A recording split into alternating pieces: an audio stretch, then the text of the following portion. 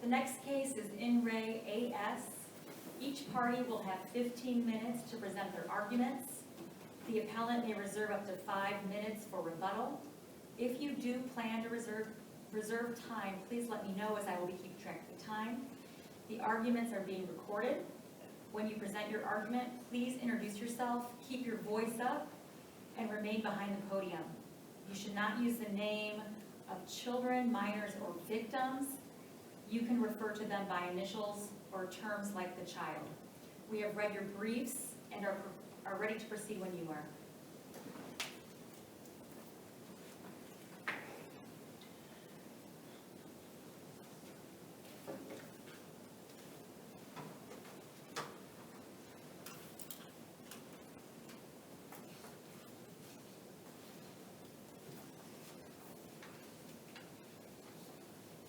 Good morning, Your Honors. May it please the Court. Joseph Schell from the Son of Legal Defenders on behalf of the appellant, Carrie Spangler. Your Honor, I'll reserve 2 minutes for rebuttal, please.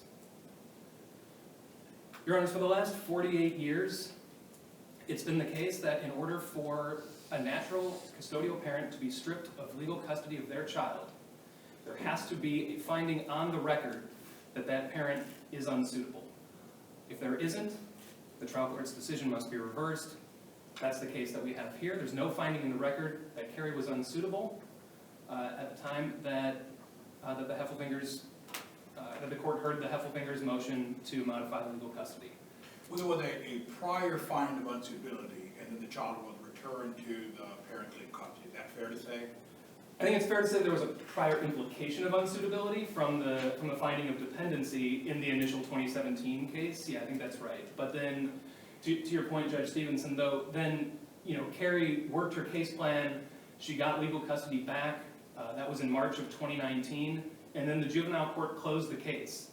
We didn't have this motion to modify legal custody until 2023, and so yes, there was a finding of unsuitability, or an implicit finding of unsuitability in that original case, but that implication can't survive that dependency case being closed, and it particularly can't survive that closure when we've got a case like this where the non-custodial non-parents who are moving to modify legal custody, right, they raise some concerns.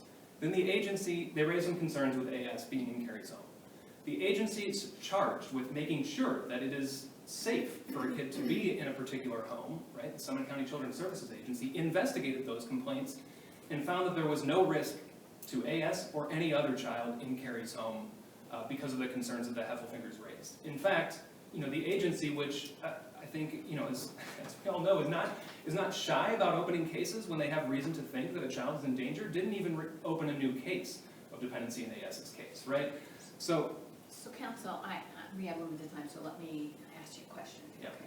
So your argument is basically that the court implicitly said that mother was not suitable with the original finding of dependency and neglect. in 2017, that's right. Yeah. And then when she was returned, the child was returned to mother's custody, the court then implicitly determined that she was suitable. Yeah, I think that's right. I think it would be right, return to custody and also close the case. I think that's. And I don't think there's any case law. I don't think you cite anything that says that, right? Nothing that says that explicitly, right? But I think the only thing that would suggest even an implicit finding at all is in re CR, right? And CR does not say that that an implicit finding from a dependency finding, right, carries on forever, the entire time that the juvenile court has continuing jurisdiction, right? I think if, let's assume that AS was 3 years old at the time of the initial dependency finding, and the same things happened here, then Carrie worked her case plan, she got legal custody back, the juvenile court closed the case when AS was, say, 5. Right, well, the juvenile court has continuing custody for someone to bring a motion to modify legal custody, right, until that kid is 18. But whether AS was dependent, or whether Carrie was unsuitable when AS was 5, says nothing about whether she's dependent or Carrie's unsuitable when AS is, say, 16.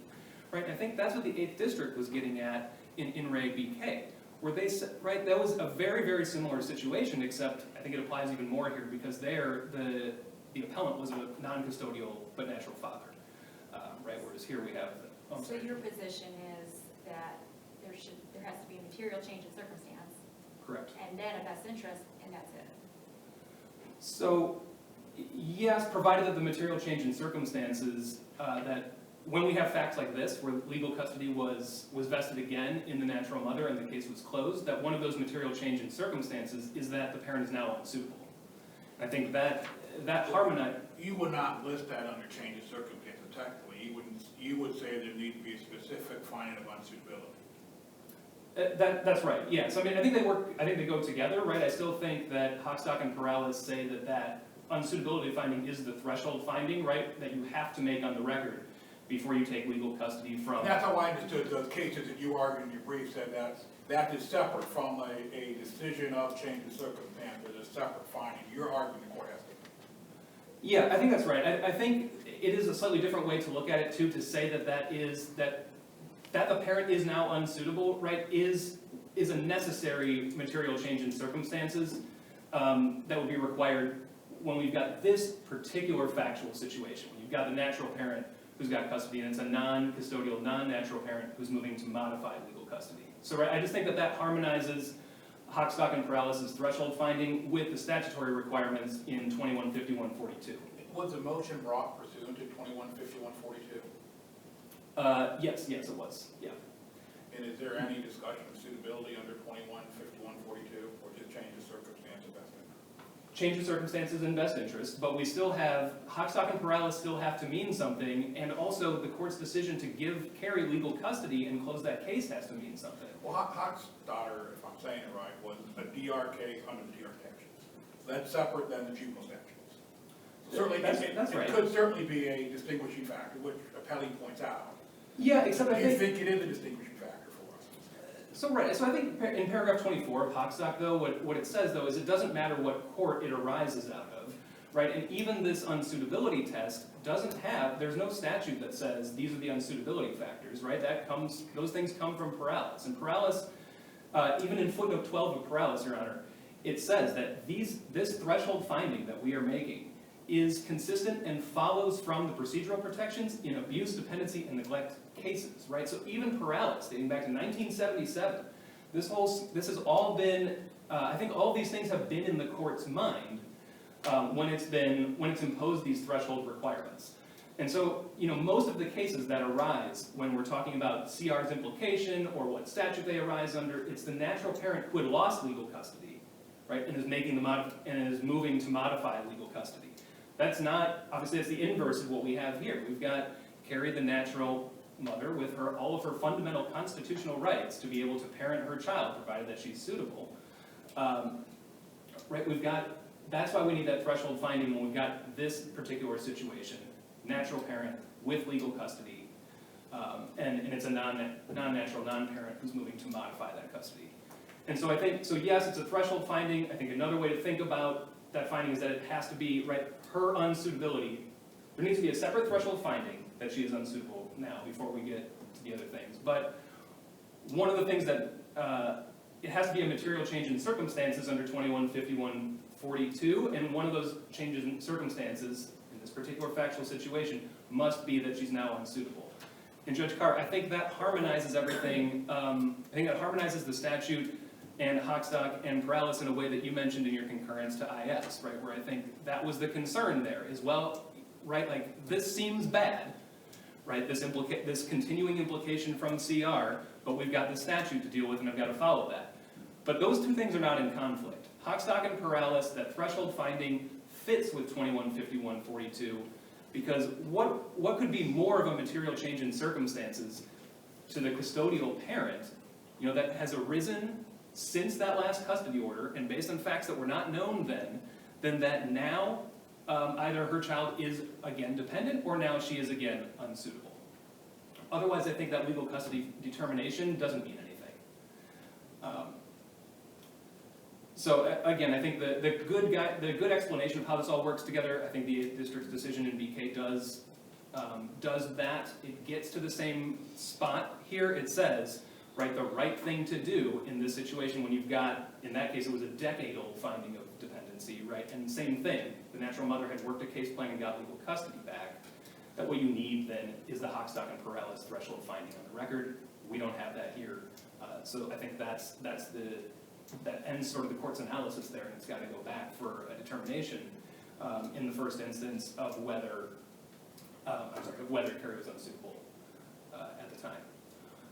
That said, I think based on the record that we do have, right, there's nothing there to suggest that at the time that Carrie was unsuitable or that AS was dependent. And I think that arises from the fact that the agency took seriously the Heffelfinger's complaints, investigated those complaints with the children and with Carrie, and found that there was no risk to the children. Found that there were no school attendance issues, found that there was no safety issues in the home, didn't even open a case regarding AS or any of the other children for that matter, right? Didn't open another case, didn't file another complaint. So that's assignment of error. That's assignment of error 1. I'll say just a few quick things on assignment of error 2, which I don't think the court needs to get to because there's no threshold finding there, but if it does, I think just on the circumstances that the court looked at here, there's insufficient evidence to show that those were material change of circumstances in the way that's required under 2151-42. Those have to be based on facts that were unknown at the time of the prior custody decision or have arisen since then, and that they also have to have some sort of adverse effect on AS. And there were 4 circumstances. Isn't the death of a parent clearly a material change? The death of one of the parents? Yeah, absolutely. I think that's absolutely a change. But it was known at the time that the last custody modification order, or that the shared parenting modification was issued in 2021. That was the reason for it, is that AS's father had become terminally ill at that time and couldn't satisfy, right, his part of that shared parenting agreement. What about changes of people in the household? So changes of people is not enough just on its own. There's got to be some, like, marriage is not, of course it's a change of circumstance, but it's not, it has to be shown to have some sort of negative effect, I think objectively, on the child. And here there's nothing to show that there was some sort of, there was a problem with Mr. Davenport being in the home. Again, the agency, I think, again, took seriously the Heffelfinger's complaints and AS's complaints, right? And that she had said, although not to Carrie, but apparently to someone, maybe that she was afraid of Mr. Davenport. That's why the agency investigated, right? And found that there was no risk and that he hadn't done anything to do that. And you're running into your rebuttal time right now. Okay. So I'll reserve the rest. Although Judge Carr, did you have a question? Well, I was just wondering though, how do you respond to the fact that, I think it was the GAL though that said that the child did not want to return to mom as long as he was in the house? Yeah, so I mean, that's certainly a factor, but it's only one factor that has to be considered, right? It's not the overriding factor. I think that was, again, based on her fear, based on what her father and the Heffelfingers had told her about Mr. Davenport, but not based on anything that Mr. Davenport had done. Well, the changes gets us over the hurdle to look at the best interest, so wouldn't that be enough to say there is a change of circumstance, and now we should look at the child's best interest?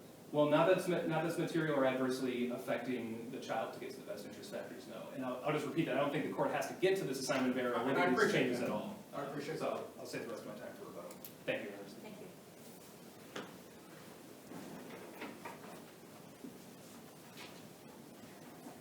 Good morning, ladies and gentlemen. Attorney Ron Jatz for the appellees Deborah and David Heffelfinger. Well, I do intend for the most part to rest on my brief. 2 points I wanted to point out from the brief specifically. This court has recently addressed a very similar case to ours, which was In Re RD 2024 OH 2153. And secondly, there was a very genius lawyer that stood before a court similar to this. In fact, it wasn't you as the judges, but it was this court in Re IS. That was me. And I made all of the arguments that you've just heard, ladies and gentlemen. And the long and the short of it is that's just not the law. Once a parent is found unsuitable, that parent is left unsuitable. And then you move to change of circumstances and best interest. And I think that it's clear. That argument that you made, was it in the context of just a change of custody without? It was to a grandparent. But was there a DN case open? There was. So is that different here then? No, this is DN This is a DN as well. DN before and DN now? Yes. So, Well, okay, now I'm confused. Yeah. All right, so the child is the subject of a DN case. Mhm. Okay, so then we get the implicit finding of unsuitability. Correct, Then the child is returned to mom's legal custody. correct. Okay, and then the grandparents are the one that raise this issue, Yes, not CSB. So Correct. was there a new case opened on a DNN? no ma'am. Oh, And They- they I'm were only sorry. talking about the original. They were, finding. yeah, they reopened the original DN, So for eternity, mother's unsuitable in any setting. correct. It- So your it- view it is goes- that- It goes to change, I'm sorry, Your Honor. It goes to change in circumstance and best interest. And your view is that basically, once you make that first finding of unsuitability, it continues throughout the case, it's kind of a scarlet letter. It's there, it's unsuitable, it doesn't matter who brings an action, at any point at any time, that's already been decided, you go directly into 215142 to what that statute demands and say change the circumstance to best. Yes, sir. Period. Period. Hence my concurrence, that I was very concerned over that in IS. Well, I'm just saying, I understand, Your Honor. yeah, and I mean, especially when you return a child to a parent, then, like I said to the appellant here, then there has to be an implicit finding, doesn't there, that there is suitability, because why would you return a parent to, a child to legal custody of a parent that's unsuitable? And Your Honor, that's exactly what I argue, that we're basically returning children to unsuitable still parents. And that's what I'm trying to distinguish too. And Are there multiple DN cases opened in our precedent? Or do we have it, like this case is different because we had this a long time ago and now we have just a change, somebody wanting to change custody without a dependency or neglect finding.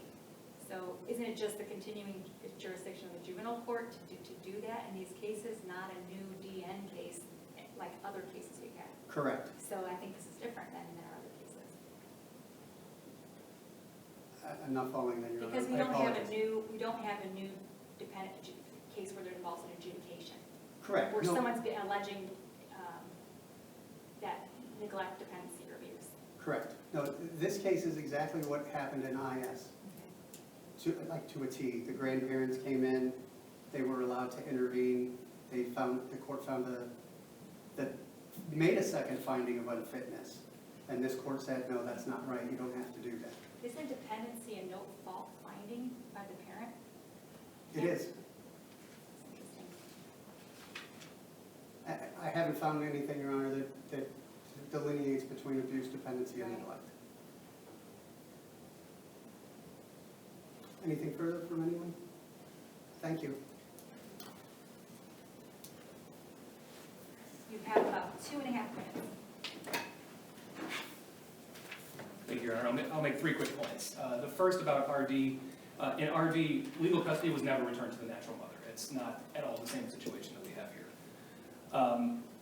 Second, about, I think, CR and IS, right? The reason that IS ruled the way that it did is because it cited CR as saying that a finding of dependency implies parental unsuitability, full stop. But that's not what CR says. CR itself was even about non-custodial parents being implicitly unsuitable at the first disposition hearing in that same case. It says nothing about when custody is returned to the natural custodial parent and the case is closed about whether that implication would survive. And I think the continuing jurisdiction hypothetical that we talked about earlier shows why it wouldn't say that. Because when a child is dependent at 3, it says nothing about whether they're dependent at 16, the same thing for the parents. And then the last point that I'll make here is that not only was there not just another DN case that wasn't open, but the agency investigated and chose not to open one, right? So it's not just sort of allegations in the wind that went unaddressed, but they looked into it, took them seriously, and said that there's no problem here. So I think, Judge Langenzinger, I think you're right. This is out from under the 9th District's precedent in this case because of the different factual circumstances, and because of what they are, there needs to be that threshold finding that Carrie is now unsuitable in order to have her fundamental constitutional rights to parent AS stripped away from her. Thank you, Your Honors. Thank you. The court will take this matter under advisement and issue a decision in due course. The clerk of courts will mail you a copy of the decision on the day it's released. Also, the decisions are posted on the Ohio Supreme Court website. Thank you both for your presentations. Thank you, Your Honor.